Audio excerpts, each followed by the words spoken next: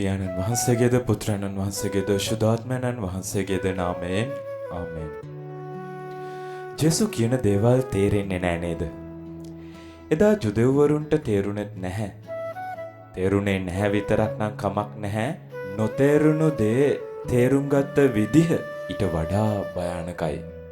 එනිසා උන්වහන්සේව මරන්න උත්සාහ කරනවා. දෙවියන් වහන්සේ තමන් වහන්සේගේම පියාණෝය මරන්න තරම් දෙයක් මේ ප්‍රකාශයේ තියෙනවද? ගිවිසුම පිළිබඳ ජුදෙව්වන්ගේ අදහසින්ම තේරුම් ගන්න උත්සාහ කරමු.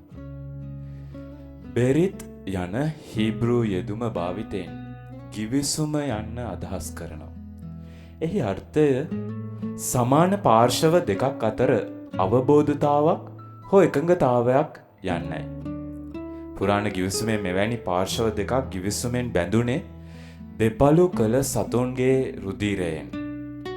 ඊට හේතුව වූයේ එම ගිවිසුම කඩ කරන පාර්ශවයේ ඉරණම මේ දෙපළු කළ සතුන්ගේ ඉරණම බවට පත්විය යුතු බව පෙන්වීමටයි.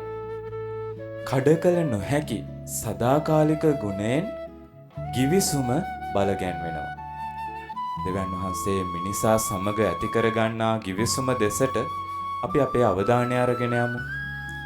මුලින්ම ආදම් ඒව යුවළ සමග, ඊළඟට නෝවා හා ඔහුගේ දරුවන් සමග, ආබ්‍රහම් හා පරපුර, ඊළඟට දාවිත් හා දාවිත් රජකම් කළ මහා සෙනග. ගිවිසුමෙන් බැඳීම, ගිවිසුමක් ඇති කර ගැනීම යන්නෙන් දෙවියන් වහන්සේ අදහස් කළේ හුදු නීති නියෝග කොන්දේසි ඒවායේ ඵල විපාක වලට යටත් වෙලා ඉන්න එක ගැන නෙමෙයි. ඒ හැම දෙයක්ම සැබෑ නීතිය වූ සැබෑ අවංක ප්‍රේමයෙන් යටත් කිරීමයි. ඒසා දිවසිවරයාගේ දිවස් වැකි අපි සවන් දෙනවා. මම ඔබ මගින් සියලු මිනිසුන් හා ගිවිසුමක් ඇති කරගන්නෙමි කියලා. මෙයයි දෙවියන් වහන්සේගේ ගිවිසුම පිළිබඳ සත්‍යය. මෙයයි දෙවියන් වහන්සේගේ සත්‍ය ගිවිසුම. ඊට සහාය දක්වන්නටයි අපිට ආරාධනය. ජේසුස් උපතේ අද කියද්දි මාගේ පියාණන් වහන්සේ නොනැවතීම වැඩ කරනසේ මමත් වැඩ කරමි කියලා ඒ මේ ගිවිසුමට පක්ෂපාතීව සිටීමට නොනැවති නොකඩවා වැඩ කිරීමත් පුත්‍රයන්න් වහන්සේ ඊට සහාය වන බවත් පෙන්වීමටයි. ගිවිසුමක් ඇති කරගන්නේ මේ සහාය වීම එකිනෙක කෙනාට ලබා දෙන්නයි. එකිනෙක කෙනා සමග බෙදා ගන්නයි. ඊශ්‍රායල් ජනතාව මාගේ කුළුඳුල් පුත්‍ර රත්නයය. මේ දෙවියන් වහන්සේ ජනතාව හා උන්වහන්සේ අතර ඇති සම්බන්ධතාවය මතක් කරන එක් මොහොතක්.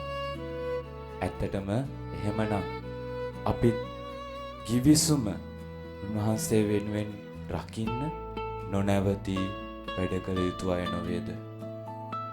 අපි ආඥා කරමු. ජේසුනි, ඔබ වහන්සේ මෙන් නොනැවති වෙහෙස නොබලා දෙවියන් වහන්සේගේ ගිවිසුම රකින්න මාගේ පවුලට වහන්සේගේ සත්‍යයේ ආලෝකය උදා කළ මැනව. ආමෙන්.